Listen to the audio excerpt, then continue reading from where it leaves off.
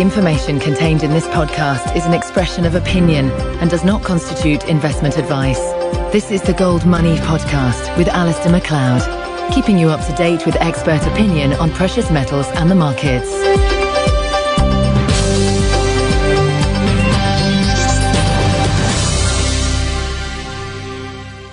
Hello, this is Alistair McLeod on behalf of Gold Money, and with me from somewhere in the centre of the United States of America is Jim Willie, who is the golden jackass, and he writes a lot on gold and writes some very, very good material, I must say. Welcome to the podcast, Jim. Oh, it's a pleasure to be here. I have many clients with Gold Money, and I think they're one of the fine, reputable services in the world today, and there are not many. Well, thank you for the advert. That wasn't solicited, I promise everybody. There's so much to talk about. I think probably, if we just stick to maybe, what's happening to money in America, what's happening to the economy there, and then perhaps if we could wrap up with what's going on in the gold market. Does that sound all right with you? Sounds perfect.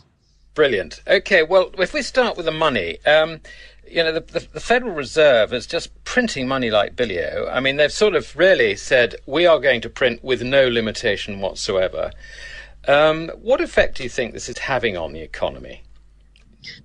I think it's causing an unavoided slow death process. The deterioration is constant, the deterioration is relentless, and the deterioration cannot be stopped. Because of the outsized U.S. government deficits and because of the absence of legitimate investors in U.S. Treasury bonds, they're stuck in Weimar mode. They can't get away from the 0% or else they'll crush the Treasury bonds, which are artificially low. They'll crush the derivative structure that supports it. And they can't get away from unlimited bond monetization because there's no buyers. And you've got chronic, huge it's like $1.3, $1.5 trillion a year. I mean, I forecasted back in 2009, get ready for annual chronic $1 trillion deficits. And all my detractors said, oh, no, this is temporary. Next year it'll be much lower. Yeah, well, I think, and I'd be interested in your views on this. I think there are two reasons why it can't be lower. Firstly, the much vaunted economic recovery, which all the Keynesians were hoping for as a result of the stimulus, just is not arriving. And I think the second point that I have in mind is that welfare commitments are escalating at some unbelievable rate. So I can't see how we ever get back to any budget balance or even under balances of less than $1 trillion deficit. Is that how you see it? Oh, very much. There are two enormous factors that guarantee that the typical Keynesian stimulus will not result in stimulus and will instead destroy the system. They're poking holes in the Titanic hull, and they're taking on water at all times, and it's going to sink. The two factors are China. Number one, before, if you offered very low interest rates, and Greenspan was very clear in 2003 and 2002, he said, this must be temporary. This cannot go more than 4 to 6 months, because if you do, you cause all kinds of entrenched, horrible problems. Okay, well, he knew. Well, what's missing this time is the opportunity in business to take advantage of the low interest rates for capital investment. It's called China. It's called China. Let's wake up to the Chinese effect from 1999, giving them the most favored nation trading status. What we did was we said to the United States economy, you're not going to be able to respond anymore to low interest rates because the foreign direct investment, the capital expenditure investment is all in Asia. So just don't worry about it. This is a death process. The second factor, adding to the costs and making them permanent, in very much the fascist theme, there's a word that begins with N and has a Z in it. I like to avoid it, but the fascist theme is war. War, war, and more war with endless costs. It's so bad that in the United States, in major sporting events, I mean like lots and lots of them, it's routine. They have an honor guard. They have a military on the side of the football field, of the baseball field, of the World Series event. This is ingraining. This is institutionalizing war in the society. So with the Chinese interfering with industrial and factory and business development and stimulus, and with the war, with the added costs and the destructive trickle down, this is permanent. This is permanent. What I find is amazing is a blind spot among economists, and this is across all of Western Europe and the United States and Canada. They still think the 0% is stimulative and will eventually result in a good, healthy, strong response. And my reply and rebuttal has been firm, loud, and repeated. 0% kills capital. Yeah, I think I do agree with that. The problem with 0%, Jim, is that it just destroys savings. And savings, of course, are the lifeblood for any economic progress, any economic development. And I try to use that phrase rather than recovery, because recovery is just a money term. And I mean, you can recover an economy just by pumping government spending into it, which is just nonsense. I mean, that's no quality of economic activity whatsoever. And what they're doing, it seems to me, with zero interest rates, is they're just destroying savings. Is that how you see it, or I mean, what's your comments on that? Well, that's one of several very important, relevant factors regarding 0% that smothers and kills the economy. When you've got here's a fact of economic life that economists just don't like to talk about, because most of them derive a paycheck from the financial sector, which is based on investment banking, which dominates government, which dominates a lot of different things.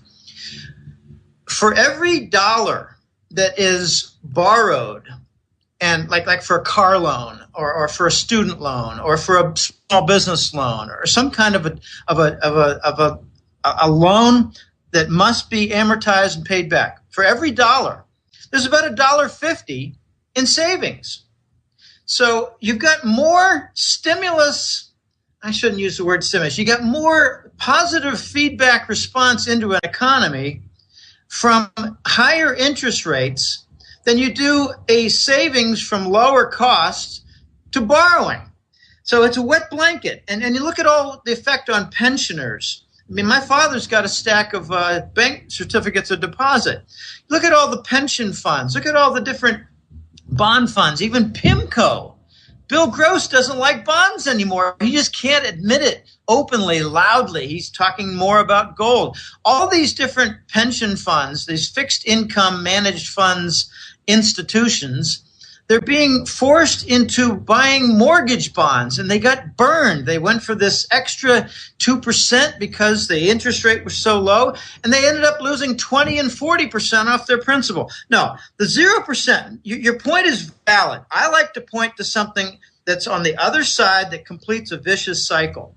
The 0% forces all different management of funds to hedge against the inflation effect.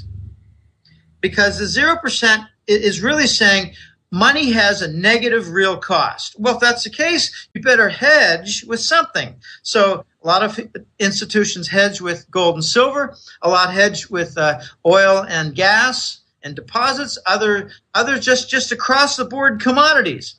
The end result of 0% is it raises the cost structure.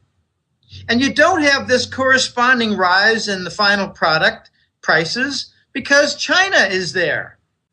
So the 0% kills capital by raising costs and resulting in job cuts, business segment cutoffs, which interferes with income, which interferes then with savings. So you complete the loop. 0% kills capital, results in lower income, lower savings, which keeps the rate stuck at zero. It's a vicious cycle that is going to kill the Western economy. Yeah, okay. I think I take the point, and I think that we see very strong evidence that it's actually achieving absolutely nothing. In terms of the economy itself, I mean, I've had people saying to me, well, there's a bit of money beginning to investment money going into housing, and, perhaps the house builders are going to see some pickup in activity. And there's all this sort of, the US economy is probably turning the corner. How do you feel about that, Jim? I think I can guess. Well, I'm glad you laughed, because I think the laughter is very warranted. The U.S. economy is stuck in a -3% to -5% recession, has been for 4 years, and is now working on the 5th year, where I think it's going to be up toward -8%. There are no economic statistics in the United States free from distortion. Every single one of them is free of distortion. There's an effect in the housing market where they talk about the housing, average sale, average home price, all that.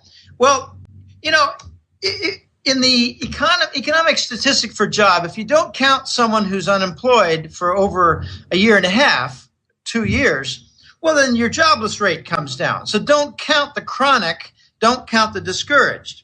There's a parallel in housing. Don't count the home sale that was done by the banks. There was the short sale that is done in the background, that is done, say, in big blocks with, say, an investment bank on Wall Street, that's done with big blocks, say, to clear out some small amount of the Fannie Mae inventory. So let's not count all these short sales, and by gum, we look like we have stability in the housing sales and the housing home prices. I mean, it's all bollocks. I mean, I never use the word unless I'm talking to someone from Britain. It's bollocks. It's absolute bull. No.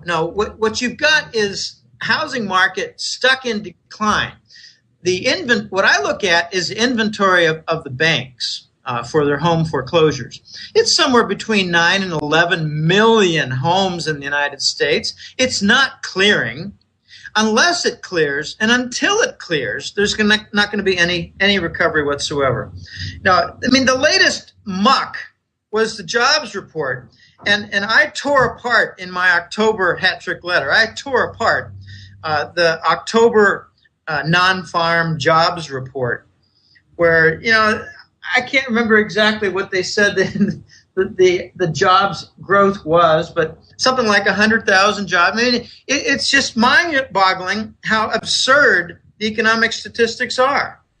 Yeah, I think that's right. I mean, every time I see unemployment figures, if it looks good, it's going to be adjusted next month. It's just an absolute nonsense. And I think, as you point out, there is a huge difference between the, if you like, the sort of the narrower unemployment figures and the broader ones, including the chronically unemployed, which, do they call it U6 or something, which is running, according to John Williams, is running at well over 20%.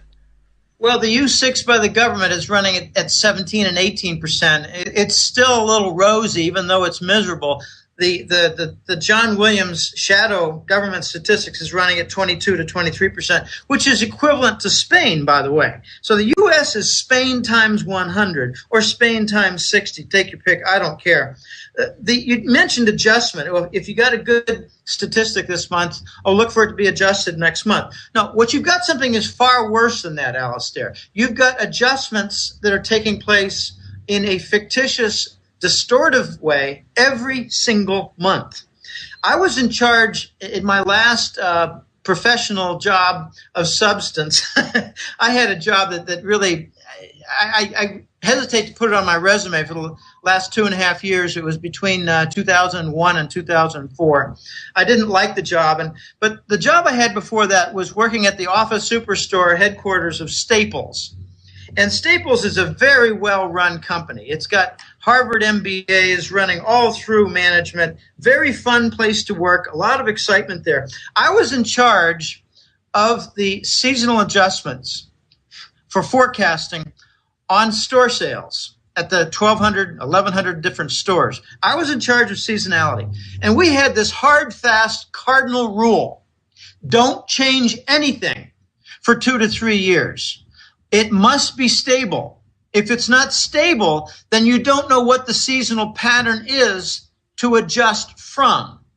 So what they're doing in the U.S. government and Bureau of Labor Statistics and all their total nonsense is they're adjusting every single month. They're changing their adjustment coefficients every single month. So what they're doing is they're achieving whatever final measure they want by doing an adjustment that changes every single month. I tore apart in the October hat-trick letter the non-jobs payroll, and it was, let's just call it 100,000 for argument's sake. Well, gee, the Conference Board, which I believe is the most respected of all the different federal statistical analyst crew, they had a decline in the labor market for 3 of the last 4 months going into October. That's not consistent with a good non-farm jobs. The payroll tax, this is my favorite statistic. It's just simple payroll income tax withholdings. There's no adjustment. It's just, okay, what do they collect for taxes? Well, that's been down consistently year over year. How about Social Security payments? That's down year over year. How about self-employment contributions? That's down year over year. Now, what they're doing now is they're relying on a birth-death model in addition to their other constant monthly adjustments. And the birth-death model is responsible for something like 1 million jobs in the last 12 months. Maybe a little bit more. And every March, they have their annual, very quiet revision of the past year's distortions where they get rid of 1 million or 1.5 million jobs. And they try not to talk about it. They try not to have a press release about it. The other triangular coordination, when I was at Staples, I had a brilliant manager, and we were both PhDs, so we didn't have to get in each other's ego territory. We didn't step on each other's each other's toes. This guy had a nice method. He said, look, use a triangular method. Come at it from 3 different sides. Think of it as three legs on the stool. Well, the National Federation of Independent Businesses offers some pretty good guidance on how are things doing in the small business sector. Well, they report depressing conditions. They're not hiring. Optimism is down. Hiring is the worst in 2 years, and they're bracing for a shock from Obamacare. They're caught like deer in the headlights. They're not taking any big decisions right now because they're wondering if Obama will not be reelected and some of the Obamacare will be reversed with Romney. Yeah, absolutely. Now, this is interesting. I mean, I think the thing I'm latching on to here is that actually there are far better statistics to give you a feel for what's going on. It's not the unemployment numbers. It's looking at payroll taxes. It's looking at Social Security deductions and so on and so forth. And I can see that I mean, those are hard figures, aren't they? I think this is really what you're saying, Jim. Very much. And those are concurrent. Now let's just look forward a little bit with CapEx. I love CapEx because if you exclude out the military defense, which is very offensive, let's not get serious. I mean, I'm so tired of some of the terminology. It's military aggression, offensive spending, and then also remove the transportation, which is, it is part of business, but it's so volatile with, say, Boeing orders and cutoffs from, the European competitor for Boeing, Airbus, that if you cut out military and you cut out transportation, CapEx, which is short for capital expenditures, it rose only 1.1% in August after declines of 5.2% in July, 2.7% in June, and now it's flat in October. These are not positive indications for the near future. No, furthermore, the U.S. economy's got a downshift from their Q2, which ended in around July 1st. Q2, they had the GDP at 1.7%, but now they adjusted it down with a revision to 1.3%. Well, that's not consistent with strong economy. It's not consistent with anything positive. Yeah. I like to repeat, in 2009, if you even avoid the inflation adjustment, on a nominal basis, 2009 had about a 2 or 3% GDP decline.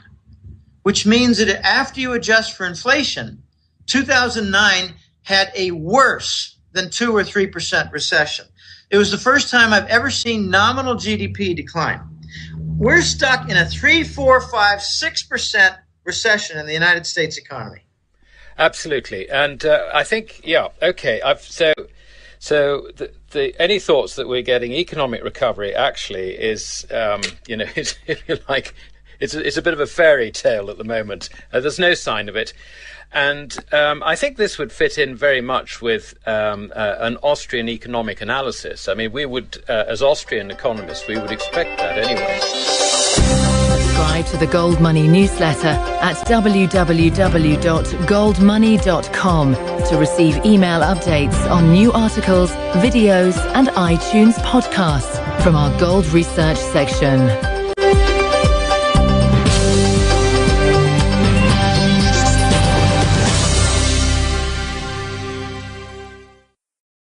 They'll crush the treasury bonds, which are artificially low. They'll crush the derivative structure that supports it.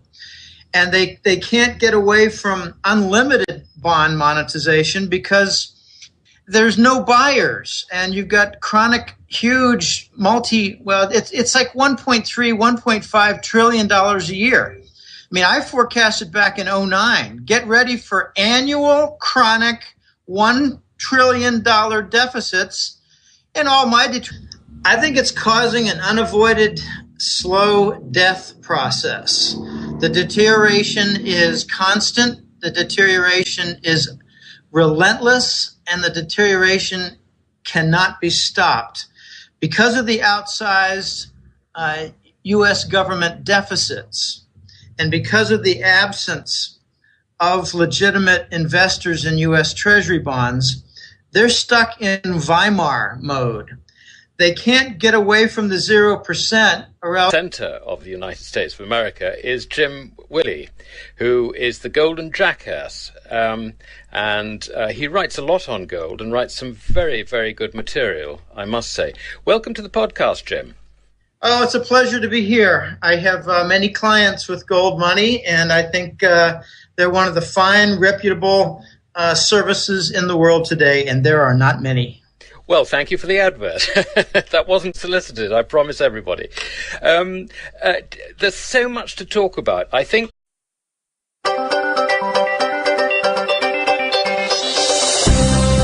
the information contained in this podcast is an expression of opinion and does not constitute investment advice. This is the Gold Money Podcast with Alistair MacLeod, keeping you up to date with expert opinion on precious metals and the markets.